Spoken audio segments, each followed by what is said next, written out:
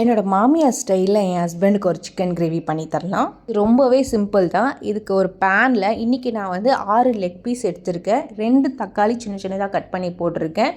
தேவையான மஞ்சாத்தூள், தேவையான உப்பு, கொஞ்சோண்டு கறிவேப்பிலை. இது ஒரு சைடு இருக்கட்டும். இப்போ பேஸ்ட் ரெடி பண்ணலாம். அதுக்கு ஜாரில் 1 ஸ்பூன் சீரகம், 1 வெங்காயம். இன்றைக்கி நான் வந்து 8 காஞ்ச மிளகாய் எடுத்திருக்கேன். நீங்கள் உங்கள் காரத்துக்கு ஏற்ற காஞ்ச மிளகாய் எடுத்துக்கோங்க. அதுக்கப்புறம் 3 ஸ்பூன் திருவின தேங்காய் ஆட் பண்ணியிருக்கேன். இதை நல்லா நைஸாக அரைச்சி இதை வந்து ஆட் பண்ணிக்கலாம். இப்போ ஸ்டவ்வை ஆன் பண்ணிவிட்டு சிக்கன் வந்து முழுங்குற அளவுக்கு நம்ம தண்ணி ஊற்றிக்கலாம்.